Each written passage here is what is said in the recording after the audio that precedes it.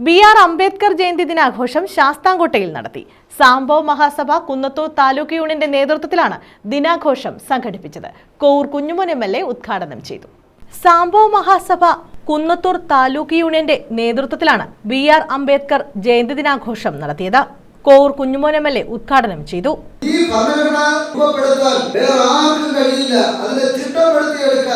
ലോകരാഷ്ട്രങ്ങളിൽ അഭിമാനത്തോടുകൂടി നിൽക്കാൻ കഴിയുന്ന ഒരു ഭരണഘടന ഭാരതത്തിന്റെ ഭരണഘടന നിലനിർത്തിയെടുക്കാനും അതിന്റെ അവസാന മിനുക്കുപണി നടത്തുന്നതിനും സ്ക്രീനിംഗ് കമ്മിറ്റി എടുത്തപ്പോൾ ആ സ്ക്രീനിംഗ് കമ്മിറ്റിയുടെ അധ്യക്ഷനായി ഡോക്ടർ ബി.ആർ. അംബേദ്കർ തന്നെയാണ്. Kunnathur taluk union president A. Sathyan Patharam അധ്യക്ഷത വഹിച്ചു. ശശി ബി. തുരുത്തിക്കര സ്വാഗതം പറഞ്ഞു. ശൂരനാട് തെക്ക് ഗ്രാമപഞ്ചായത്ത് president Sreeja എസ്.കെ.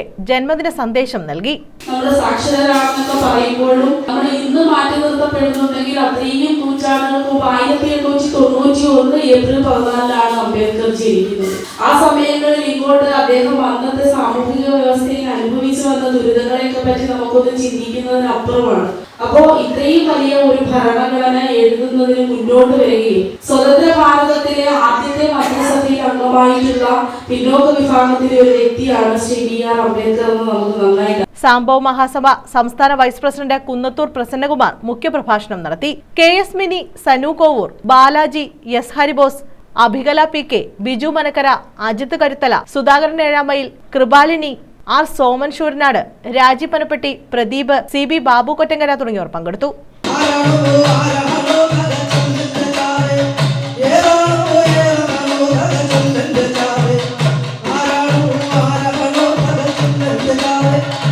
News bureau, Sasthamkotta.